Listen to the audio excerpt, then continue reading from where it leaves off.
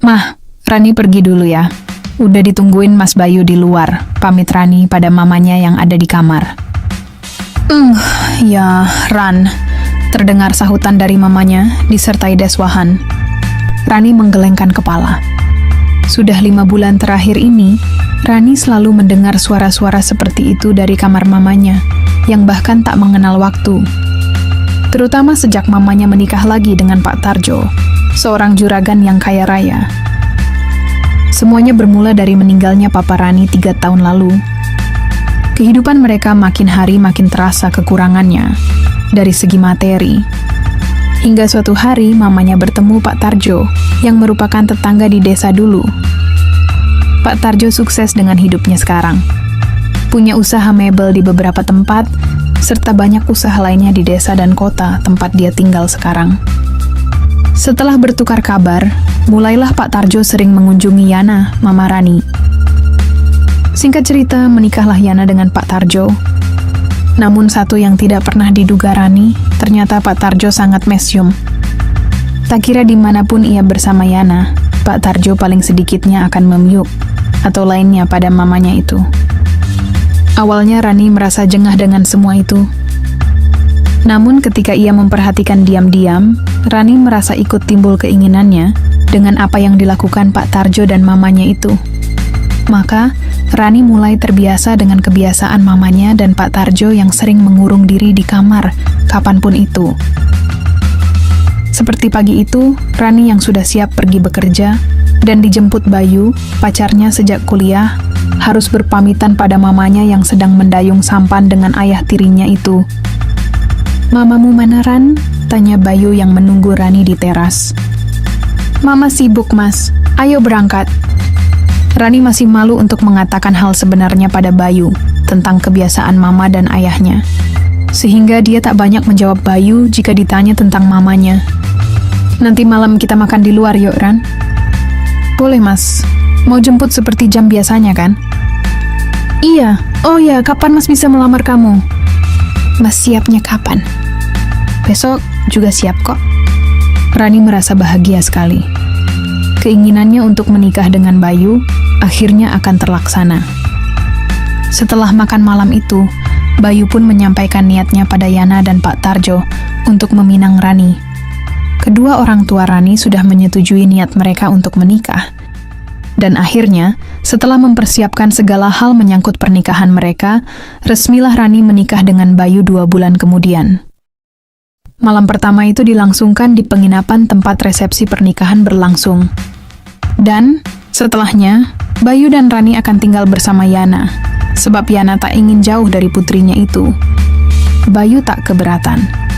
Meskipun ia sudah menyiapkan sebuah rumah untuk mereka tinggal berdua nanti, tapi, demi menghormati mertuanya dan menjaga perasaan Rani, dia menunda untuk membawa Rani ke rumah baru mereka.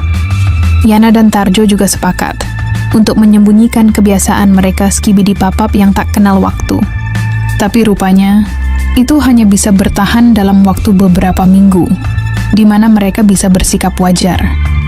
Suatu hari, Bayu yang pulang kerja agak awal, tak menaruh curiga saat pintu rumah tertutup tapi tak terkunci, sehingga ia bisa masuk tanpa memanggil ibu mertuanya. Tapi begitu masuk rumah, sebuah pemandangan yang tidak dia sangka sebelumnya terpampang di depan netranya. Netra Bayu terbelalak dan tak bisa berkata-kata, sementara jantungnya berdegup kencang. Bayu tak melanjutkan langkahnya ke kamar. Dia berdiri terpaku memperhatikan mertuanya yang tengah skibidi papap di ruang tengah. Mereka tak menyadari kehadiran Bayu. Sementara Bayu memperhatikan jelas bagaimana ibu mertuanya yang tengah menatap langit-langit karena ulah ayah mertuanya. Perahu layar Tarjo itu melaju mondar-mandir pada pelabuhan yang dijaga Yana. Mereka selingi dengan saling memberi sambutan. Suara deswahan dan ceramah bersahutan silih berganti. Seketika Bayu merasakan aliran dirinya naik. Keinginan mulai mengelilingi dirinya. Bayu berdeswir hebat. Dan karena tak ingin kedua mertuanya menyadari kehadirannya, Bayu berbalik dan bergegas menuju kamarnya. Dia tutup perlahan pintunya, lalu mengunci dan menanggalkan kabinet serta segitiga. Dia meraih ponsel, menelpon istrinya, Rani, yang sedang dalam perjalanan pulang. Saat itu juga Bayu menceritakan apa yang barusan dilihatnya pada Rani. Di seberang telepon, Rani menggigit jari sambil mendengarkan apa yang dikatakan suaminya. Apa yang ditakutkannya selama ini terjadi. Bahkan suaminya memperhatikan jelas betapa mama dan ayah sambungnya skibidi papap. Bukan salah. Toh mereka sah-sah saja. Hanya pemilihan tempat yang sering kali salah. Mungkin jika hanya tinggal berdua, itu bukan masalah. Tapi sekarang ada Rani dan juga suaminya yang tinggal serumah. Rani tidak tahu harus menjawab apa saat mendengarkan semua cerita Bayu. Entah bagaimana perasaan Bayu sekarang. Tapi Rani tak mendapati nada marah pada suaminya itu. Setelah sampai di rumah, Rani langsung masuk karena pintu tidak tertutup. Dia menengok ke arah ruang tengah, di mana sebelumnya Bayu melihat rapat paripurna ayah dan mamanya. Tapi tidak ada seorang pun di sana. Rani bergegas ke kamarnya. Ia mengetuk pintu dan Bayu menyambutnya. Tak menunggu lama, setelah pintu terkunci, pria itu memberi sambutan-sambutan pada istrinya dengan gianas. Dia tak sabaran meletakkan segitiga bermuda Rani. Sambil memberi sambutan, Rani gelagapan seketika. Memang benar mereka masih pengantin baru. Tapi sambutan yang diberikan Bayu itu begitu lain. Pasti semua karena terpicu siaran live orang tuanya. Rani ingin mengumpat, tapi ia juga larut dalam sambutan dari suaminya yang sedikit tergesa-gesa, namun Rani tahu suaminya sudah menunggunya sejak tadi. Sehingga ia biarkan Bayu melajukan perahunya tanpa ancang-ancang terlebih dahulu. Ran, apa mama dan ayah sudah biasa kaya tadi? Maksudku tempatnya? Sebenarnya aku juga nggak tahu pasti, Mas.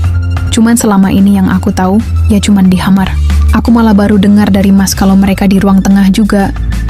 Bayu tak menjawab, tapi tetap melajukan perahunya. Pikirannya masih membayangkan skibidi papap mama dan ayah mertuanya. Tapi tiba-tiba, sekelebat pikiran iseng melintas di benak Bayu. Seperti apa sih bencananya kalau dengan mama mertuanya? Membayangkan hal itu, membuat perahu layarnya makin hormat. Rani yang merasakan perubahan itu, kembali menyambut niat mulia suaminya.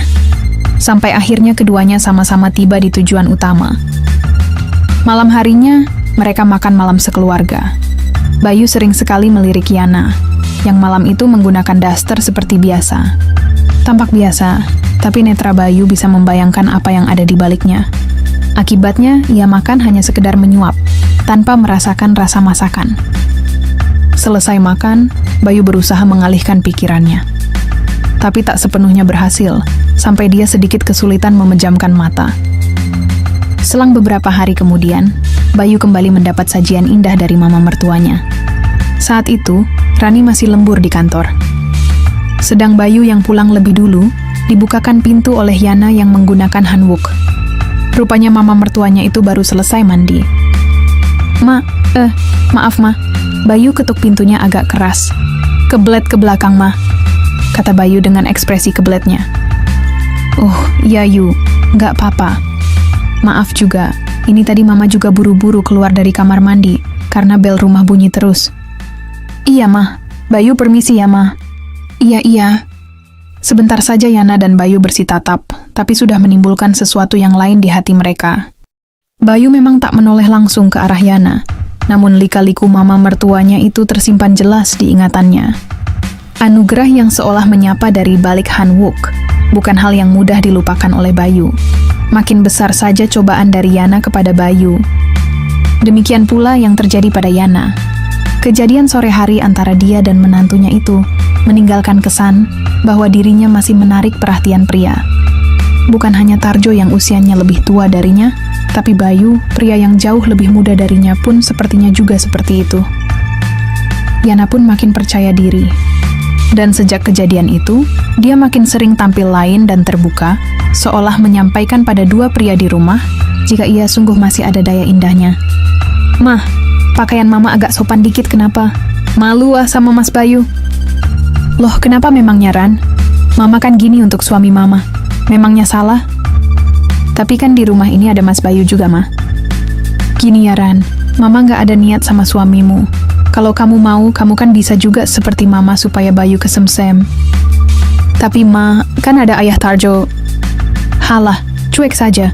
Toh ayah Tarjo kesemsemnya sama Mama. Akhirnya Rani mulai mempertimbangkan kata-kata Yana.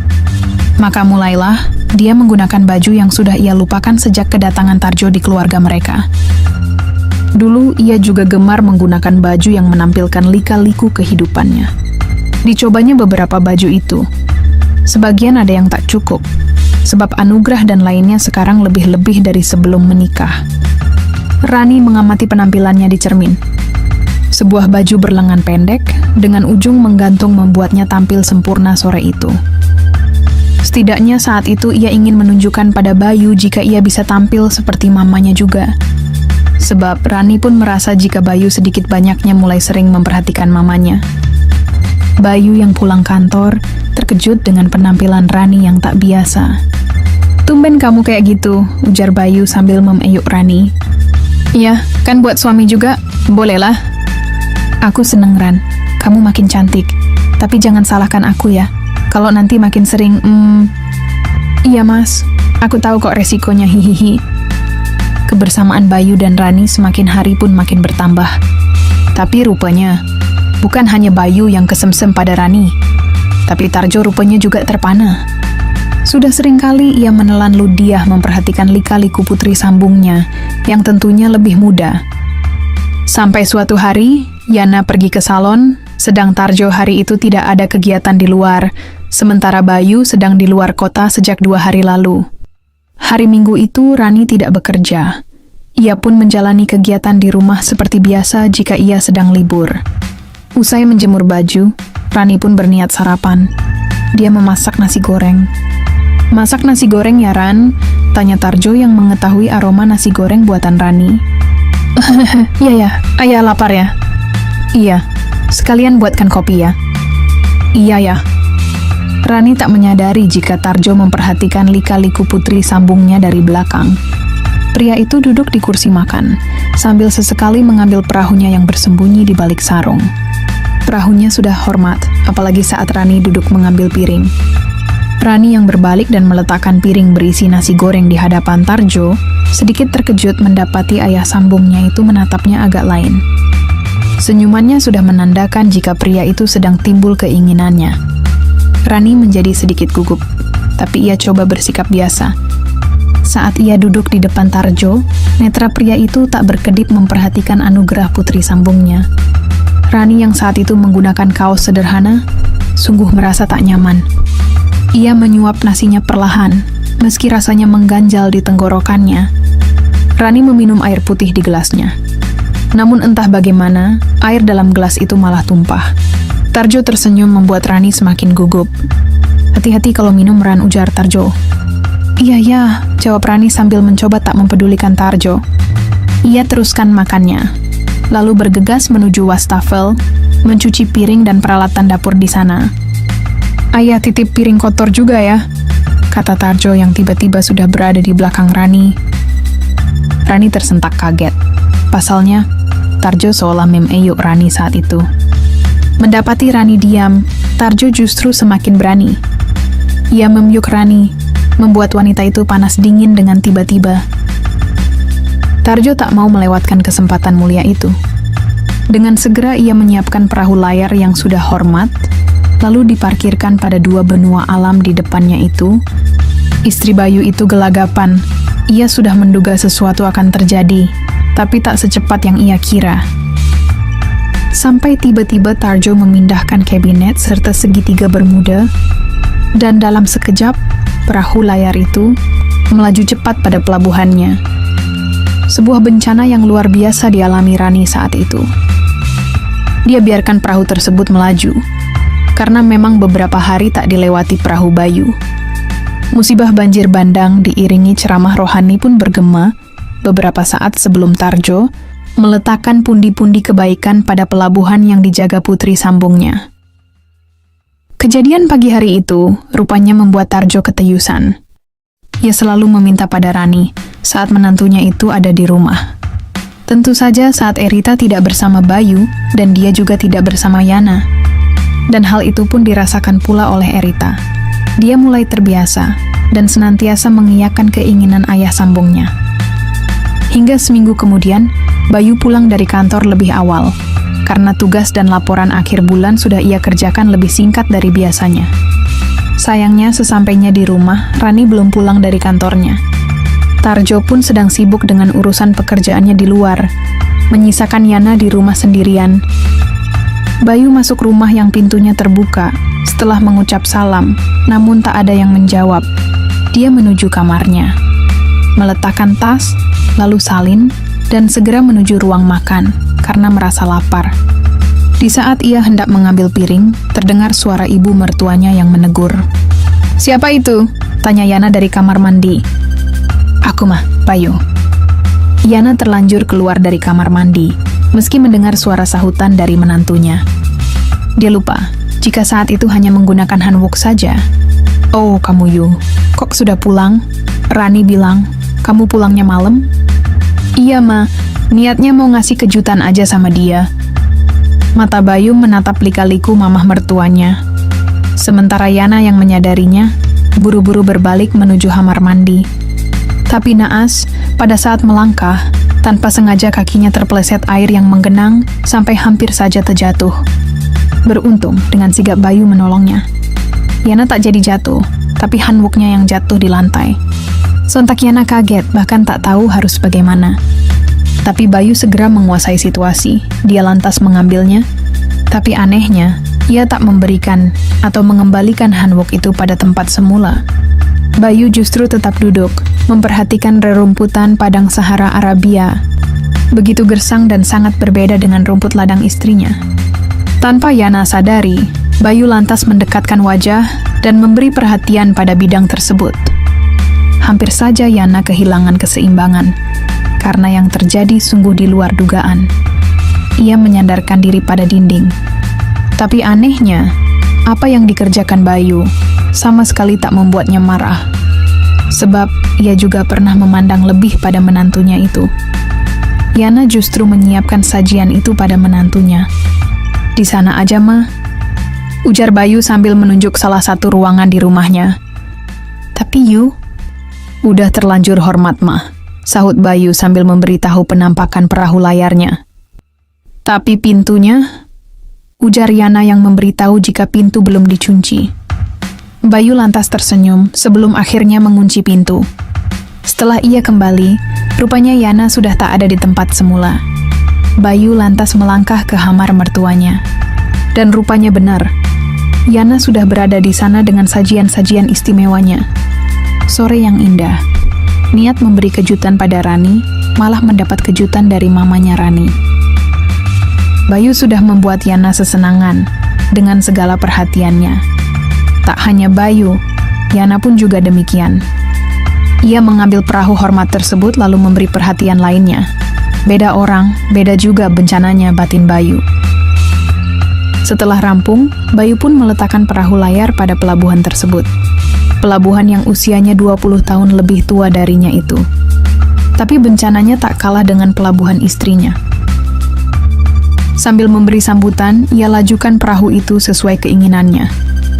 Banjir bandang pun melanda sebelum akhirnya keduanya pun tiba pada tujuan yang sebenarnya.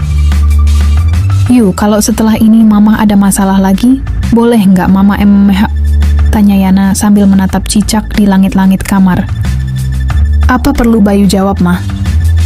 sahut Bayu sambil tersenyum, dan Yana pun mengerti arti jawaban menantunya itu. Hari sudah beranjak senja. Mereka berpisah sebelum Tarjo dan Rani datang. Di luar kamar Yana, Bayu mengambil kembali hanbok yang tadi sempat diambilnya, lalu meletakkan kembali pada tempatnya. Mengingat peristiwa bersama ibu mertuanya, Bayu tersenyum sendiri. Sambil berjalan menuju kamarnya, ia mendengar perutnya keroncongan. Ia bahkan melupakan rasa laparnya tadi, begitu bertemu ibu mertuanya itu. Malam pun tiba. Rani dan Tarjo sudah pulang ke rumah. Rani sudah menemui Bayu yang menyambutnya dengan senyuman biasa. Padahal, awalnya pria itu ingin memberi kejutan. Tapi setelah peristiwa tadi, Bayu lupa akan kejutannya. Mereka pun lalu makan malam dengan perasaan senang yang mempunyai sebab sendiri-sendiri. Malam itu, Bayu tak menunaikan kewajibannya pada Rani dengan alasan lelah. Sebenarnya Bayu tidak bohong, ia memang lelah. Lelah setelah perjalanan jauh mendayung sampan bersama mertuanya. Hari pun berganti minggu, dan minggu berganti bulan. Meski Rani dan Bayu masih aktif menunaikan kewajiban malam mereka, tapi keduanya juga menyelingi skipidi pub dengan Tarjo dan Yana. Sampai suatu hari, Rani pulang kerja lebih awal karena merasa tidak enak badan. Suhunya meninggi dan kepalanya pusing. Yana merawat putrinya dengan penuh kasih sayang. Sementara Bayu yang dikabari jika istrinya sedang sakit, segera melaju pulang. Tarjo yang hari itu sedang ada kegiatan di luar pun memutuskan pulang saat Rani lebih dulu mengabari sebelum sampai di rumah. Karena sampai malam tak juga turun demamnya, akhirnya Rani dilarikan ke rumah sakit. Setelah mendapat penanganan dari dokter dan pemeriksaan menyeluruh, dokter mengatakan jika Rani tengah halim. Rani terlihat bahagia, begitupun Bayu. Tarjo pun wajahnya nampak sumringah, sebab ia merasa ikut andil dalam rapat paripurna itu. Tapi berbeda dengan Yana yang sering terlihat murung. Setelah peristiwa dengan Bayu, Yana kadang cemburu jika Bayu tengah bersama Rani. Apalagi sekarang putrinya itu halim. Yana jadi iri dengan kondisi Rani. Andai dia masih semuda putrinya, pasti dia tak akan ragu seperti Rani juga. Entah kenapa, Yana sangat berharap bisa halimah dengan Bayu, menantu laki-lakinya, sekaligus ayah dari calon cucunya itu. Berbeda dengan Yana, Bayu yang mendengar kehaliman istrinya, berencana untuk pindah rumah dan memulai kehidupan baru. "Ma, ya, aku dan Rani ingin pindah rumah." "Rugi juga kan, kalau rumah yang sudah kusiapkan terlalu lama kosong," ujar Bayu ketika semua berkumpul di meja makan. "Tapi Rani kan lagi halim Toyu," kata Yana penuh perhatian. "Nggak apa-apa, Ma. Kan nanti rencananya pindahan rumah sekaligus selamatan di sana," jawab Bayu. "Ya sudah, tapi jangan sungkan-sungkan kalau butuh bantuan apa-apa sama kita," sahut Tarjo. Akhirnya, meski berat, Yana melepas kepindahan putri dan menantunya. Bukan pindahnya Rani yang memberatkannya, tapi ia risau jika jauh dari menantunya, Bayu. Hari pun berganti. Kehaliman Rani ternyata berakibat pula pada perubahan pada dirinya. Keinginan untuk skibidi-pubnya semakin meningkat. Untung dia sudah tidak bekerja sejak awal kehalimannya. Bayu pun juga tak pernah menolak keinginan Rani saat membutuhkannya. Sebisa mungkin ia menuruti keinginan istrinya, meski dia harus pandai-pandai membagi waktu. Tapi, setelah sebulan pindah rumah, Rani tak terlalu meminta Bayu untuk menunaikan kewajibannya. Dia hanya meminta sewajarnya saja, karena ternyata ada Tarjo yang menggantikan tugas itu saat Bayu sedang bekerja. Hari demi hari mereka lalui dengan terus-menerus bermain kucing-kucingan. Hingga tiba waktu Rani bersalin, Bayu, Yana, Tarjo menunggui di rumah sakit. Putri kecil nan cantik telah terlahir dengan selamat, menjadi pelengkap kebahagiaan keluarga itu. Rani membawa putrinya sambil duduk di defense rumah sakit. Wajah itu cenderung lebih mirip dirinya. Tapi kalau dari matanya, sangat lekat dengan mata Tarjo. Sebuah ciri yang terlihat jelas berbeda dengan apa yang ada di wajahnya maupun wajah Bayu. Tarjo yang melihat wajah cucunya, bersorak dalam hati. Ternyata pundi-pundinya berhasil dengan sempurna. Sementara Yana juga memperhatikan wajah Aura, cucunya itu. "Kok sekilas mirip Mas Tarjo ya? Matanya mirip sekali," batin Yana. Dia terus mengamati setiap waktu, bagaimana sikap Tarjo dan Rani saat berdekatan. Tatapan Tarjo menyiratkan rasa bahagia yang sungguh tak terkira, seperti sikap ayah pada putrinya. Bahkan dia seperti suami yang menjaga penuh apa-apa yang dibutuhkan Rani, meski masih dalam tahap wajar. Rasa curiga di hati Yana makin menjadi, tepatnya ketika Rani sedang ke belakang dan menitipkan Aura pada Yana, lalu Yana pun mengatakan kecurigaannya pada Bayu. "Yu, kalau kamu perhatikan Aura ini mirip siapa ya?" pancing Yana. Saat itu, Tarjo sedang keluar membeli makanan untuk mereka. "Mirip aku lah, Ma. Kan putriku." "Kamu ini, perhatikan dulu baik-baik. Mirip siapa dia? Matanya terutama." Bayu akhirnya mengamati putrinya yang dibawa Yana.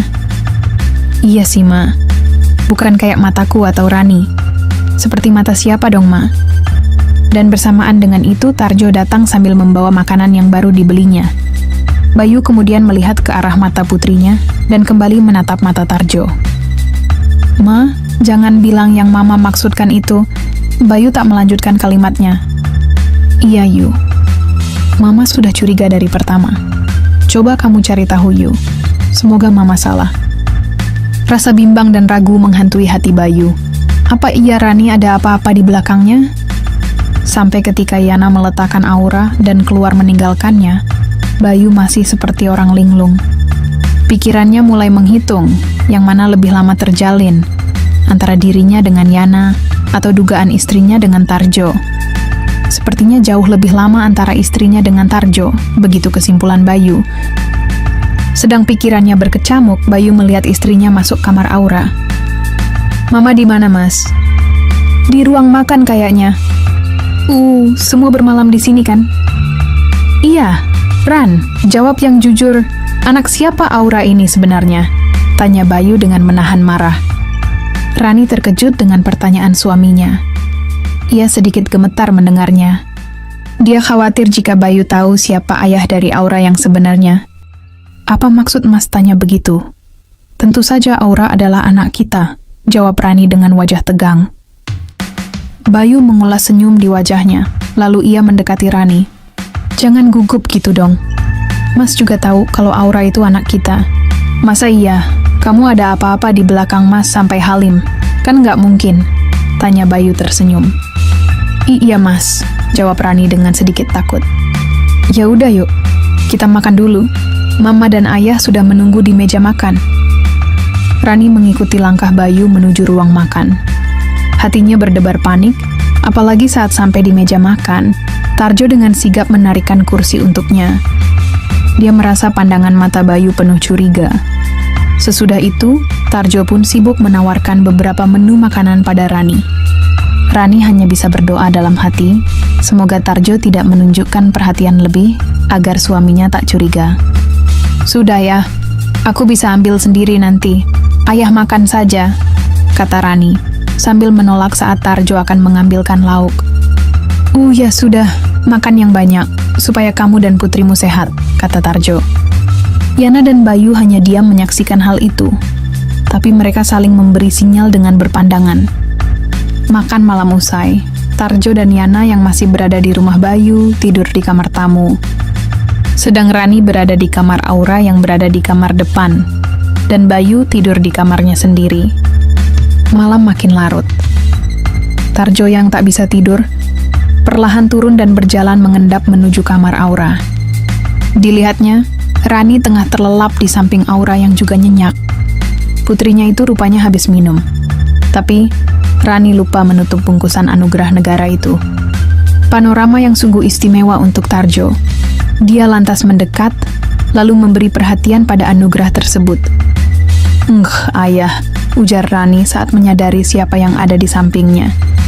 Tapi tanpa dikira, sepasang mata memperhatikan mereka dari kejauhan. Dan selagi Tarjo dan Rani sibuk dengan urusan mereka, masuklah Bayu diikuti Yana. Penampakan di dalam kamar sungguh di luar dugaan. Sontak Tarjo terhuyung ke belakang sampai terjatuh, sementara Rani kahet bukan kepalang sambil membereskan bungkusan anugerah negara. "Ayah, Rani, kenapa kalian?" "Yuk, dengerin ayah dulu. Ini salah paham," kata Tarjo dengan gugup. Dia mencoba beranjak dari jatuhnya. "Kenapa ayah tega?" "Rani kan istriku," ujar Bayu dengan mata berkaca-kaca. Namun secara bersamaan seketika Bayu juga teringat jika ia pun ada apa-apa dengan mama mertuanya. Saat itu juga akhirnya, Bayu pun mengakui keakrabannya dengan sang mertua. Tak peduli jika Rani kecewa, toh Bayu juga yakin jika dia bukanlah ayah dari putri Rani. Pada akhirnya, baik Rani dan Bayu memutuskan berpisah, begitupun dengan Tarjo dan Yana. Dan setelah perpisahan tersebut, Tarjo akhirnya menikah dengan Rani. Begitu pula dengan Bayu yang juga memilih Yana menjadi istrinya. Tak ada dari mereka yang saling membenci. Dan untuk menjaga keutuhan rumah tangga masing-masing, Bayu pindah ke rumah barunya. Sementara Rani tetap tinggal di rumah lama bersama Tarjo, yang dulu pernah menjadi ayah sambungnya.